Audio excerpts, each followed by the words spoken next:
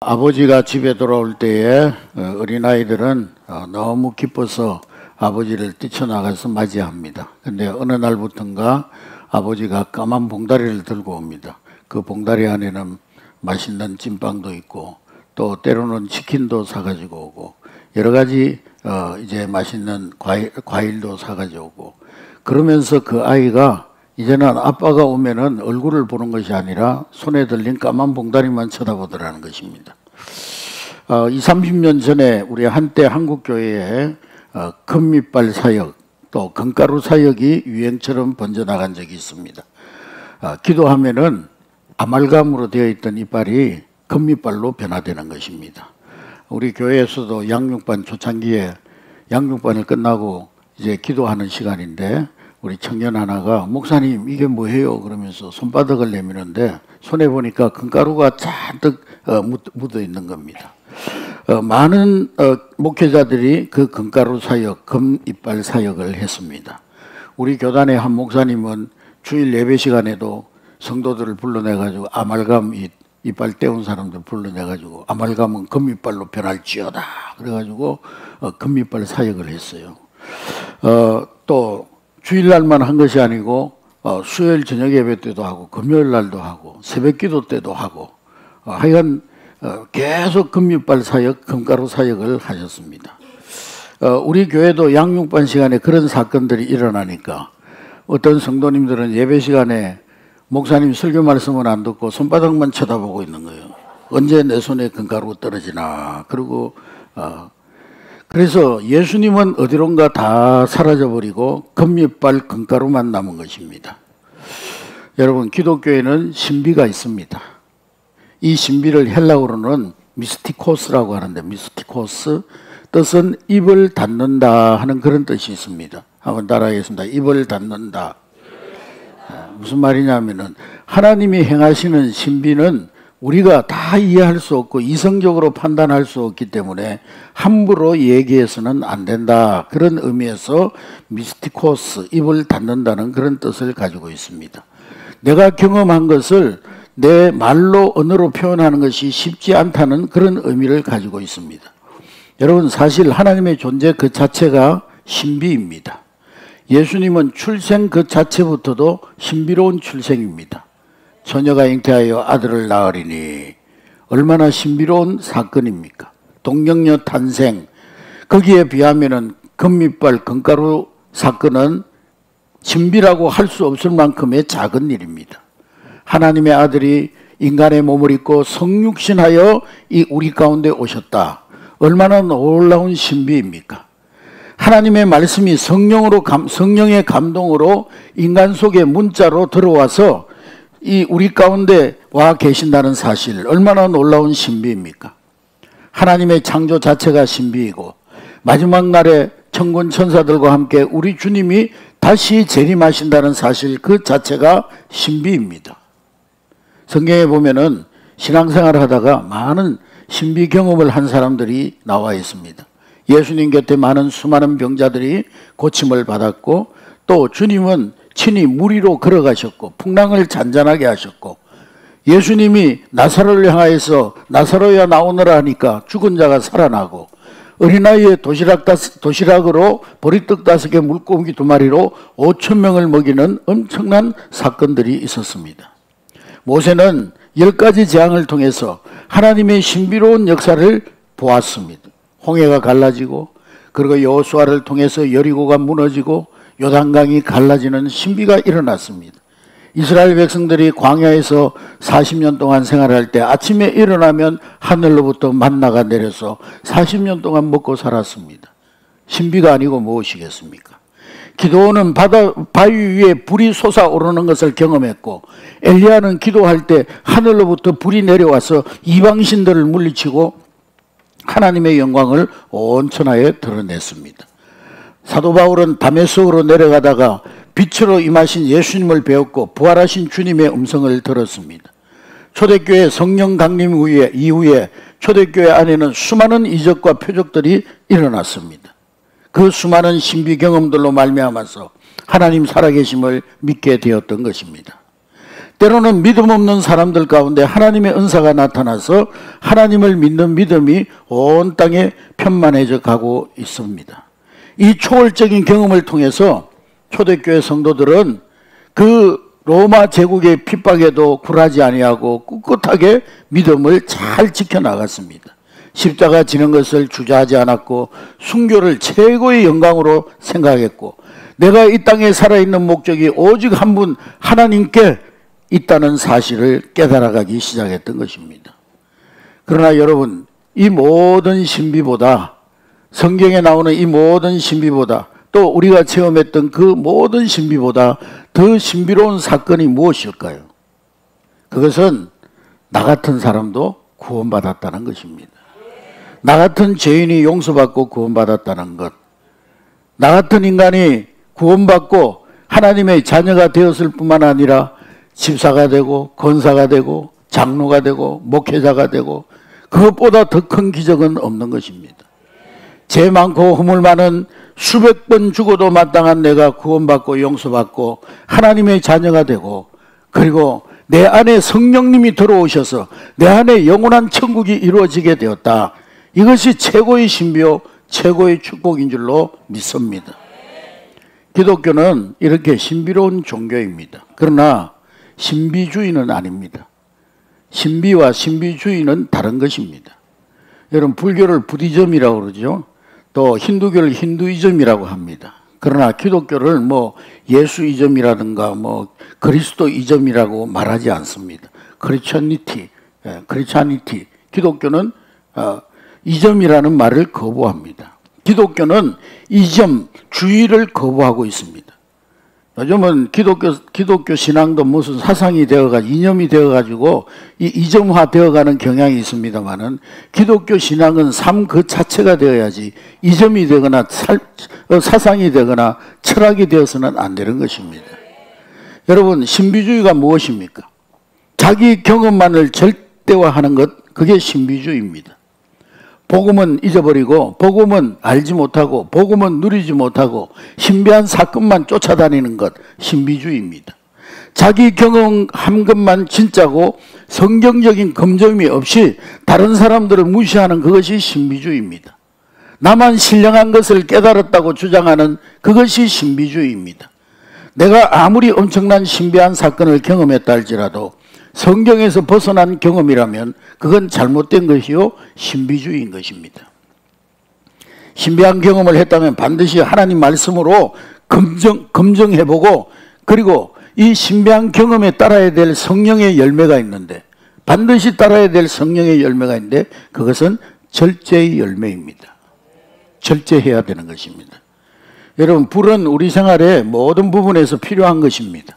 그렇지만 우리가 그 불 속으로 뛰어들어가면 타 죽어버리는 거예요. 불이 제 역할을 하려면 적당한 거리, 적당한 온도가 있어야 되는 것입니다. 마찬가지로 신비체험은 하나님의 뜻이 밝혀질 때까지 숨겨두는 지혜, 절제의 은사가 필요한 것입니다.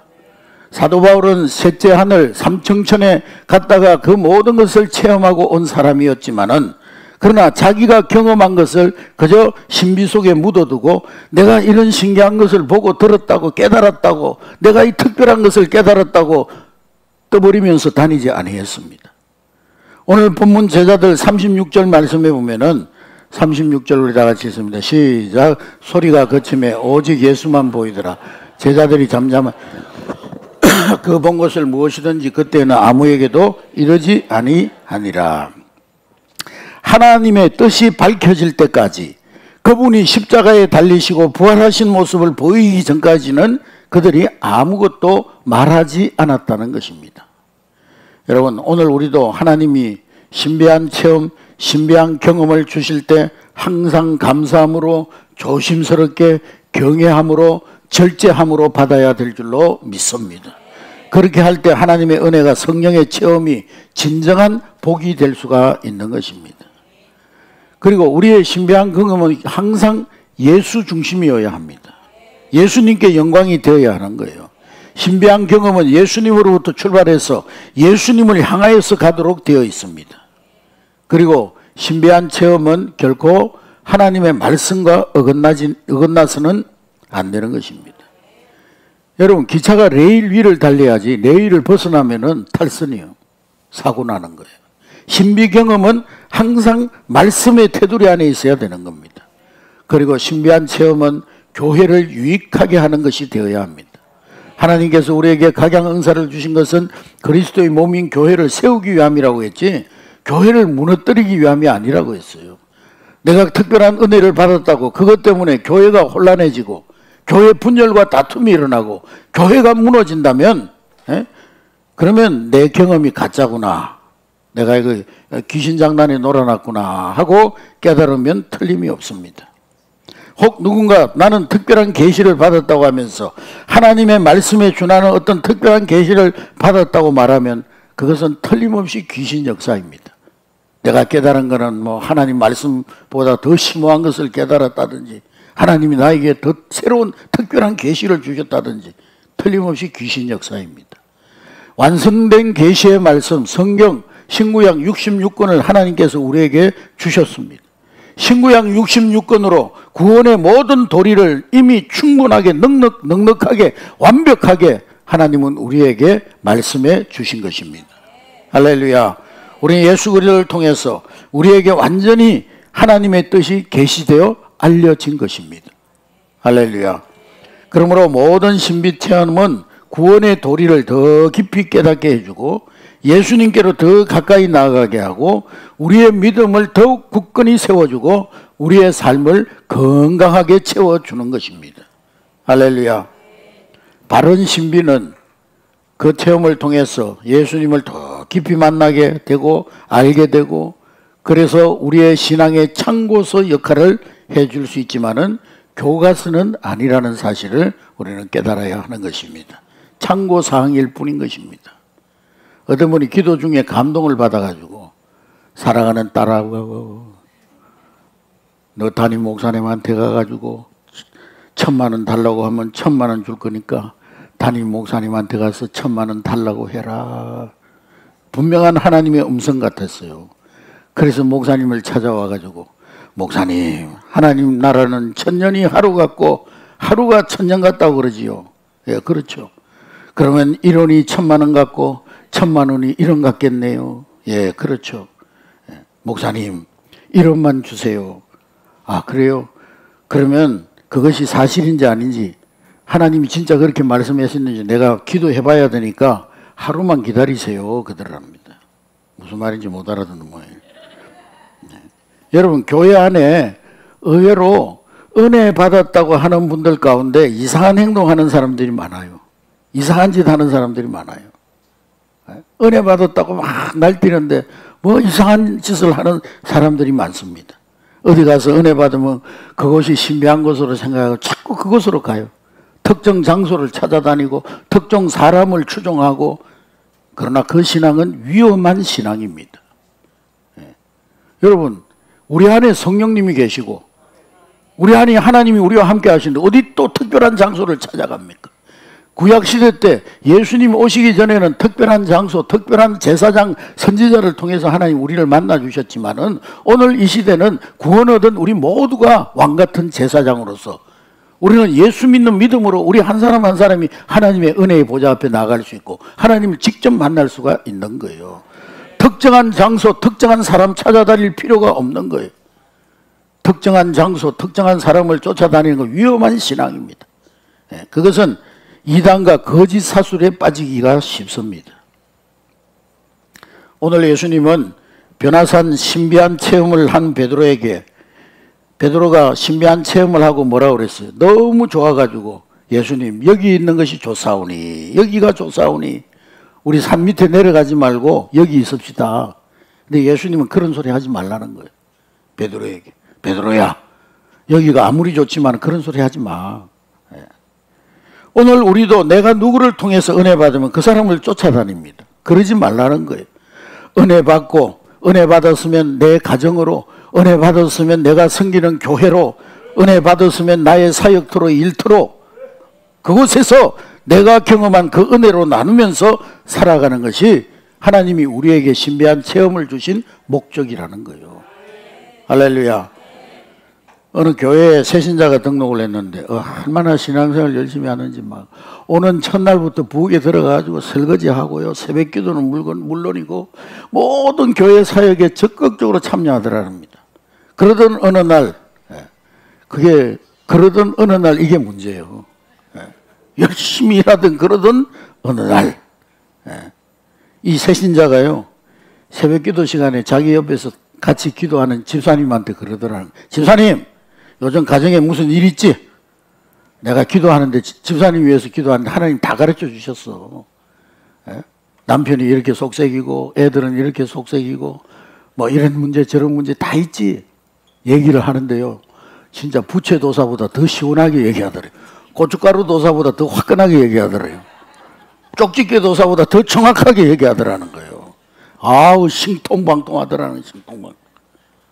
그러면서 그 새신자가 하는 말이, 집사님, 내가 지금 어디 가서 성경 공부하고 있는데, 성경 공부 말씀 양육 받고 있는데 아주 신령한 전도사님 있으니까 거기 가서 말씀 한번 공부해 보라고. 그러면은 집사님 가정 문제, 자녀 문제 다 해결받는다고. 그러면서 그러냐고 따라갔는데요, 양육자가 나타났는데 전도사님이 막 기똥차게 생겼더래요. 예쁜 여자가 나타났더래요. 우리 이찬양 전도사님처럼. 그리고 몇 주를 참석했는데 시간이 지나면서 야, 이거 뭔가 잘못됐다. 이단에 빠진 것 같다, 내가. 그러면서 이분이요, 거기에서 빠져나왔는데 그 이단에 그 성경 공부에서 들은 그거 빼내는데 몇 달이 걸리더라는 거예요, 몇 달이. 여러분, 이 새신자가 어떻게 그 집사님 사정을 다 알았을까요? 어떻게 알았을까요? 옆에서 새벽 기도하면서 그 집사님이 막 크게 기도하니까 다 들은 거예요. 다 들어가지고 그 들은 걸 얘기한 거예요. 근데 막 신령한 줄 알고 그게 쫓아다니고. 여러분, 이단의 바이러스가 그렇게 무서운 거예요. 내 가정에 어려움이 있을 때, 내가 교회에서 뭔가 상처를 받고 시험에 들어가지고 방황하고 있을 때 누군가 짝 달라붙어가지고 나를 물고 밖으로 데리고 나가려고 하면 이거 이상하구나, 뭔가 마귀가 역사하는구나 바로 깨닫고 교회에다 알려야 되는 거예요. 교육자들에게 알려야 되는 거예요. 할렐루야. 여러분, 교회를 무너뜨리는 이단들의 세력들은요, 조그마한 불평거리를 침소붕대해가지고 막 없는 불평거리를 만들어내고 마치 모든 것이 사실인 것처럼 진짜인 것처럼 만들어서 떠들고 다니고, 가짜 뉴스도 자꾸 듣다 보면 진짜요. 오늘 우리나라가 왜 이렇게 극자 극으로 이렇게 딱 나누어졌느냐. 이 유튜브에 가짜 뉴스들이 너무 많아가지고요, 내가 듣는 그걸 자꾸 듣다 보면은요, 이 알고리즘으로 거기에 편향된 얘기들만 자꾸 듣게 되는 거예요.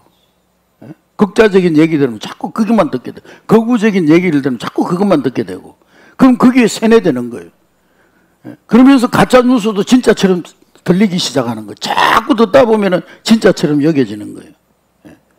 여러분, 그때는 이상하네, 그리고 눈치채고 빨리 돌이켜야 되는 것입니다.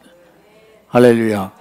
요즘은 아예 신천지 같은 집단들은 전략적으로 교회에 침투해가지고 교회를 분열시키고 뭐 산홍기기 그래가지고 이제는 막 교회를 통째로, 그전에는 교인 한 사람 한 사람 물어갔는데 이제는 교회 안에 들어가가지고 분란을 일으켜가지고 통째로 삼켜버리잖아요, 교회를. 이 이단들은 이간질을 시킵니다. 아무개 집사 요즘 좀 이상한 것 같아. 그 말 한마디 가지고요, 야, 그 김 집사가 너 욕하더라, 너 비판하더라, 너 죽인다 그러더라, 뭐 살린다 그러더라. 그러면서 성도들을 이간질하는 거예요. 이간질해가지고 그 사람 붙들고 막 시험 들면은 또 그 사람 데리고 기도원에 가자, 뭐 그래가지고 성경 공부하러 가자. 이런 사람이 있으면 반드시 교회에 알려주시기를 바랍니다. 할렐루야. 그리고 그런 사람 잘 관찰하고 살펴서 어디에서 온 사람인지를 살펴야 되는 거예요. 왜냐? 마지막 때가 되면 교회 안에 가라지들이 교회 안에 들어오게 되어 있는 거예요. 여러분, 시장에서 파는 시장 패션, 루마 패션은 구루마 패션을 말하는 겁니다. 구루마에서 파는 패션, 짝퉁이 있어요, 없어요? 거기서 파는 패션은 짝퉁이 없어요. 근데 프라다, 누비똥, 페르가모 이런 명품들은 가짜가 많습니다. 너무 귀하기 때문에 가짜를 만드는 거예요. 여러분, 큐빅이 가짜가 있어요, 없어요? 없어요, 그거는. 별로 안 귀하기 때문에. 다이아몬드는 가짜 다이아몬드 있을까요, 없을까요? 있어요. 여러분, 복음은 너무 귀하고 진짜니까 가짜가 많은 거예요. 그래서 기독교계 가짜들이 많아요. 기독교계에 이단들이 제일 많아요. 불교에 이단이 있어요? 무당들 이단이 있어요? 없어요. 그건 가짜이기 때문에. 기독교는 진짜이기 때문에 가짜가 많은 거예요. 이단 중에 기독교 이단이 제일 많은 이유가 바로 거기에 있는 거예요. 그러므로 마귀의 올무에 걸려들기 전에 교육자들에게 보고해서 우리 한례교회 성도들은 한 사람도 거기에 걸려들지 않는 그런 우리 성도들 될 수 있기를 주의 이름으로 축복합니다. 오늘 본문에 보면은 예수님께서 십자가를 목전에 두고 사랑하는 제자 베드로, 요한, 야고보와 함께 변화산에 올라가셨는데 오늘 29절에 보면은 용모가 변화되고 그 옷이 휘어져서 광채가 났다 그랬습니다. 뭐 예수님의 용모와 옷이 실제로 변화된 것이 아니고 그 옷, 예수님이 입고 계시던 옷 자체가 영광의 옷이에요. 그 얼굴 자체가 빛나는 얼굴입니다. 그걸 살짝 보여주신 거예요. 뭐 화장하고 옷 빨아가지고 빛이 난 것이 아니라는 거예요. 더군다나 거기에서 구약의 인물 모세와 엘리야가 나타나서 예수님과 대화를 하는데 31절에 보니까 어떤 대화를 하느냐. 31절 다 같이 읽습니다. 시작. 예수께서 영광에 나타난 장차 예수께서 예루살렘에서 별세하실 것을 말하되. 자, 모세 엘리야가 예수님과 장차 예수님 십자가에 지실 것을 말씀하고 있는 것입니다. 그래서 얘들아, 땅의 눈으로 보면 예수님이 지실 십자가는 고통의 십자가예요. 예수님이 가시는 길은 고통의 길, 멸시와 조롱의 길이지만은 그러나 그 길은 결코 고통의 길만이 아니야. 멸시천대만의 길이 아니야. 하늘의 눈으로 보면 그 십자가의 길은 마귀의 권세를 켜부수고 영원한 하나님 나라가 열려지는 그런 순간인 거야. 그런 말씀을 나누었던 거예요. 그러므로 별세하실 것을 말씀하실 때 그것이 고난이 아니라 영광이라는 것을 보여주기 위해서 예수님 얼굴빛이 환하게 빛나고 계시는 거예요. 입고 계시던 그 옷이 광채로 휘어져서 온 땅을 밝히고 있었던 것입니다. 저희 고모님이 30대에 가부가 돼가지고 자식도 없이 혼자 사시다가 58세에 간암으로 돌아가셨는데 제가 고등학교 2학년 때였는데 아침 저녁으로 우리 고모님은요, 고모부 돌아가시고 나서 아침 저녁으로 물 떠다 놓고 사진 걸어 놓고 물 떠다 놓고 밥 떠다 놓고 하여간 한 30년 가까이를 그렇게 지극정성으로 섬겼어요. 너무 불쌍한 거예요.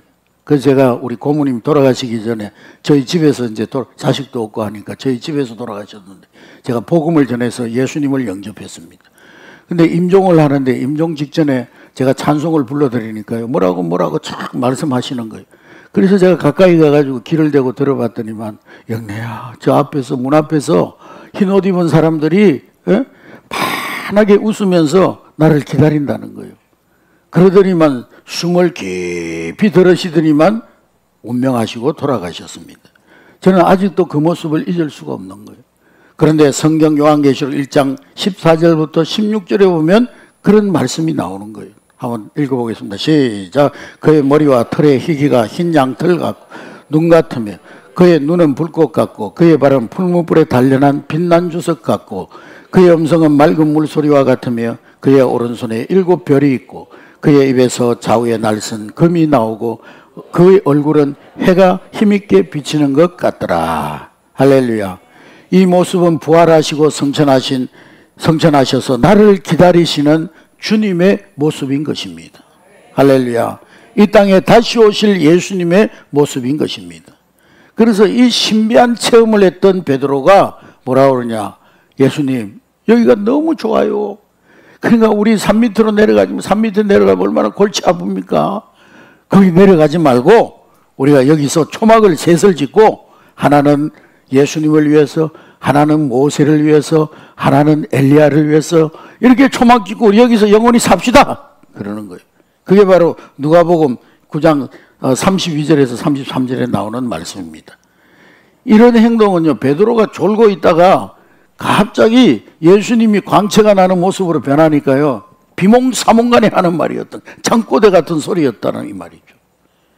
여러분, 우리도 하나님 나라에 들어가게 될 때 우리 모습이 변하는 것을 친히 보게 될 줄로 믿습니다. 우리의 얼굴이, 우리의 입고 있던 옷이 영광으로 바뀌어지면서 신부가 남편을 단장한 것 같은 그런 모습으로 변화되게 될 줄로 믿습니다. 우리가 하나님 나라에서 어떻게 살아갈 것인가를 보여주는 순간이었던 거예요. 우리가 이 땅에서 살아가게 될 때, 초월적인 주님의 임재를 경험하게 될 때, 말씀을 통해서, 예배를 통해서, 기도를 통해서 성령의 임재를 경험하게 될 때, 신비한 경험을 하게 될 때 우리의 얼굴도 변화될 수가 있는 거예요. 할렐루야. 저는 전도 현장에서 그런 걸 많이 체험했어요. 처음에 복음 전하러 가가지고, 처음에 복음 전하기 전에 얼굴이 새카매가지고 세상 염려 의심 다 가지고 있는 것 같은 그런 모습이었던 분이 복음을 듣고 예수님을 마음에 영접하면서 한순간에 얼굴에 빛이 나고 얼굴에 변화되는 그런 모습을 많이 봤습니다. 여러분, 우리가 진정으로 예수 그리스도를 만나면 우리의 성품과 인격이 달라지게 될 줄로 믿습니다. 우리의 습관도 언어도 달라지게 될 줄로 믿습니다. 우리의 예배의 자세가 달라지고 섬김의 자세가 달라지게 될 줄로 믿습니다. 바로 그때 구름 속에서 하나님의 음성이 들려오는데 35절 우리 다 같이 읽습니다. 35절 시작. 구름 속에서 소리가 나서 이르되 이는 나의 아들 곧 택함을 받은 자니 너희는 그의 말을 들으라 하시고. 네. 너희들이 함께 예수님께서 함께 고난받자 하면 주저하지 말고 고난의 길로 가라. 그것이 영광의 길이다. 너희들은 예수님의 말을 들으라. 그분이 죽고자 하면 죽음의 길로 가고, 또 그분이 순교의 길로 가자 하면 순교의 길로 가라. 그리하면 하나님께서 영원한 세계에서 영광이 될 것이다. 복음 전하고 살라고 하면 그 복음의 생명을 걸고 살아라. 너희는 예수님의 말을 들을지어다. 여러분, 신비 경험의 목적이 거기에 있는 거예요. 왜 우리가 신비의 체험을 하느냐?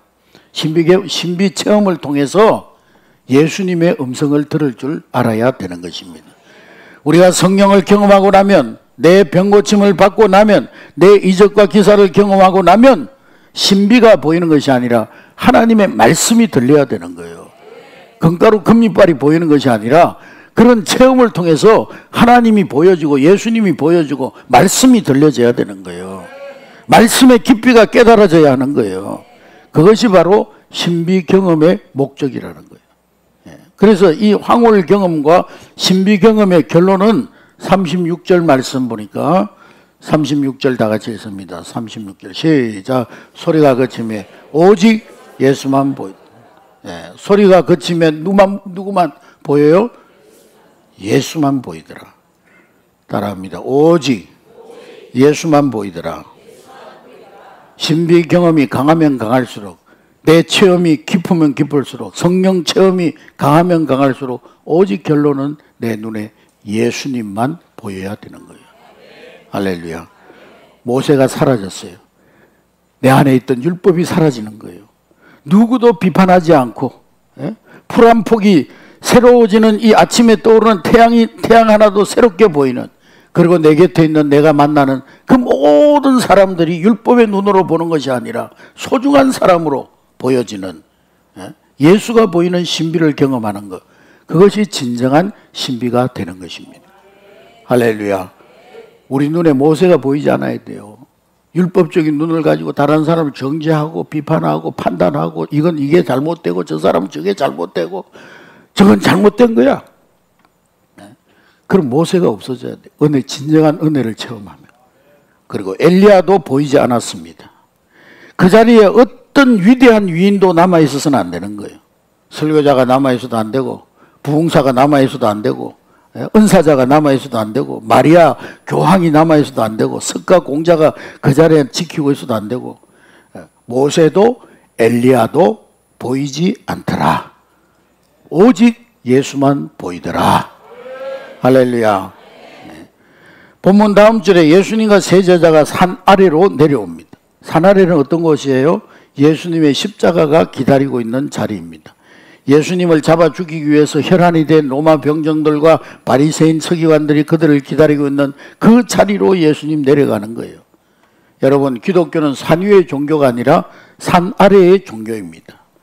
참된 경건, 참된 거룩은 자기 혼자 고행하고 뭐 거룩거룩 하면서 수행하면서 높은 경지의 사람이 되는 것이 아니라 삶의 현장 속에서 하나님의 사람됨을 보여주는 그것이 참된 경건인 것입니다. 할렐루야. 참된 경건은요, 뭐 교회 안에서 거룩거룩 하는 게 참된 경건이 아니고 우리 삶의 현장에서 나를 통해서 살아계신 하나님 보여주는 것이 참된 경건이라는 거예요. 중세기에 수도원 운동이 일어났을 때 주상성자라는 수도사들이 있었어요. 이 사람들이 말 그대로 주상성자, 기둥 위의 성자들, 기둥 위에 올라가 가지고요 기도하는 거, 명상하는 거예요. 처음에는 거기에 올라가 가지고 뭐 세상과 분리돼 가지고 막 거룩하게 살겠다고 하면 좋은 의도로 올라갔겠죠. 근데 나중에는 그게 어떻게 됐냐면요, 더 높은 기둥에 올라가서 기도하는 사람이 더 경건한 사람이다. 경건의 기준이 기둥 높이가 얼마나 되느냐, 거기에 기준이 돼버린 거예요. 그래서 서로 기둥 높이는 경쟁을 했어요. 여러분, 기둥 높인다고 거룩해질까요? 성경 천도간다고 거룩해져요? 예? 그 속에서 하나님 만나야 되는 거지. 성경을 1도 가더라도 그 속에서 하나님 만나고, 예? 새벽기도 10시간 동안 새벽기도 한다고 성자가 됩니까? 단 1분을 기도해도 그 기도 시간에 하나님 만나야지. 근데 이 주성성자들은요, 눈에 보이는 기둥 높은 것이 자기들의 경건의 수준이라고 생각했어. 많은 그리스도인들이 눈에 보이는 것으로 경건의 수준을 나타내려고 합니다. 여러분, 기독교 신앙은 산속의 종교가 아니라 산 아래로 내려가는 신앙입니다. 예? 세상과 분리되어서 혼자서 거룩거룩하는 신앙이 아니라 삶의 현장 속에서 우리의 삶의 모습 속에서 그리스도인됨을 나타내는 것이 우리 기독교 신앙인 것입니다. 내 믿음이 참되다는 것은 내 가정에서, 내 직장에서, 내 삶의 이웃들 속에서 드러나야 되는 것입니다. 우리의 참된 경건이 드러나는 것은 교회가 아니라 삶의 현장이 되어야 하는 거예요. 교회에서는 훌륭한 집사님, 훌륭한 권사님, 훌륭한 장로님인데 이웃들 속에서는 저 사람 교회 다닌대야, 저 사람 저기 장로래야, 저 한내교회 장로래, 저 사람이. 참된 경건의 사람이 아닌 것입니다. 그래서 기독교는 수도원의 종교가 아니라 도시의 종교요, 길거리의 종교요, 공동체와 가정과 일터와 교회로 내려간 삶의 현장으로 내려가는 신앙인 줄로 믿습니다. 여러분, 산 아래 가니까 뭐가 기다리고 있었어요? 귀신 들린 애가 기다리고 있었잖아요. 귀신 들린 애가 귀신에 시달리면서 비참하게 쓰러지면서 넘어지고 있습니다. 그래서 그 아이를 부둥켜 안고 쩔쩔 매는 아버지, 그 아버지를 보고 예수님은 그 귀신을 쫓아내시고 그 아버지를 위로해 주시고 그 아이의 질병을 고쳐 주셨습니다. 할렐루야. 여러분, 내가 예수님 만나면은요, 그 신비한 경험으로 신비 속에 산 위에 머물지 말고 내 가정으로 들어가고 내 직장으로 들어가고 그리고 나에게 맡겨주신 소중한 사람들을 사랑하고 그들을 살려내야 되는 거예요. 셀 안에 들어가서 내게 맡겨주신 사람들이 주님인 줄 알고 섬겨야 하는 것입니다. 할렐루야. 일터를 주신 하나님께 감사함으로 일터에서 기쁜 찬송 부르며 그들을 섬기라는 거예요. 그리고 내가 이 몸담아 있는 교회를 주님의 교회로 알고 하나님의 교회인 줄 알고 섬기라는 거예요. 할렐루야. 오직 예수만 보이더라. 예수 안에 모든 것이 있는 것을 믿는 믿음이에요. 예수 안에 진리가 있고 예수 안에 진정한 경험이 있고 예수 안에 내 삶의 목적이 있는 거예요. 할렐루야. 한 수도원이 있었는데요, 새로운 수도원 원장님이 오고 나서 그 수도원에 찾아오는 사람들의 발길이 점점 끊어졌다는 거예요. 그래서 이분이 그 과거에 전임 수도원장님, 요즘 우리말로 하면 원로 목사님을 찾아가가지고 물어봤다는 거예요. 원장님이 계실 때는 우리 수도원이 그렇게 사람들이 붐비고 부흥되고 그랬는데 왜 원장님이 은퇴하고 나서 내가 온 지 10년 만에 교회가 이렇게 수도원이 반쪽이 났냐고. 사람들의 발길이 끊어졌냐고. 그랬더니 그 원로 원장님이 하는 말이, 수도원에 예수님이 계시고 예수님이 왔다 갔다 하시는데 그 수도사들이 그 예수님을 보지 못하고 그 예수님을 왔다 갔다 하시는 예수님 만나지 못했기 때문에 그런 것 같다고. 그래서 이분이 돌아와가지고 그 수도사들에게 얘기합니다. 우리 원로 수도 원장님이 말씀하시는데, 우리 수도원에 예수님이 왔다 갔다 하시고 예수님이 계시는데 우리가 지금까지 예수님 만나지 못하고 예수님을 보지 못해서 우리 수도원이 이렇게 자꾸 쇠퇴해 가는 것 같습니다. 우리가 모든 이 수도원 안에서 모든 사람을 통해서 예수님을 만나도록 합시다. 그랬더니만 그 수도사들이 그러냐고 그러면서 순종했어요. 그래서 이 수도사들이 그날부터요, 어디에 예수님이 계실까? 혹시 우리 수도 원장님이 예수님이 아닐까? 식당에서 봉사하는 우리 집사님, 봉사자들이 예수님은 아닐까? 새로 오신 새가족들이 예수님은 아닐까? 교회에서 청소하는 그분들이, 수도원에서 청소하는 그분들이 예수님은 아닐까? 그러면서 계속 찾아다닌 거예요. 새벽에 나오셔서 매일 새벽에 기도하시는 우리 할머니 집사님이 예수님은 아닐까? 한 달에 두어 번 교회 찾아와서 말씀 듣고 가는 미등록 신자가 예수님은 아닐까? 주일학교에 있는 어린아이 한 사람 한 사람이 예수님은 아닐까? 그런 서로들 경외심을 가지고 섬기기 시작했다는 거예요. 그러면서 불평하던 사람들이요, 불평의 말이 들어가고 사람들의 태도가 달라지고 얼굴이 달라지고 품성이 달라지고 모든 것이 달라지고 그 수도원에 하나님의 임재가 나타나기 시작했다는 거예요. 그러면서 그 수도원에 다시 사람들이, 그 수도원을 찾는 사람들의 발길이 북적거리기 시작했다는 것입니다. 여러분, 교회 오면 예수님만 보여야 되는 거예요. 예수님만 보여야 되는 거예요. 예수님을 만나야 되는 거예요. 우리 교사들 지금 다 가고 없지. 우리 안내위원들도 한 분 한 분 오실 때, 예수님이 우리 교회에 오셨구나. 그런 마음으로, 기쁨으로 맞이해야 되는 거예요. 아멘. 잡담하고 짝다리 짚고 서 있다가 오면은 그냥 이러지 말고. 한 분 한 분 오시는 분 다 예수님, 아이고, 예수님이 우리 교회에 오셨구나. 예수님 어서 오세요. 우리 모든 성도들이 다 다른 분들을 예수님 대하듯 해보세요. 그러면은 제일 먼저 여러분이 행복해지는 거예요. 여러분 자신이 행복해지는 거예요. 아멘.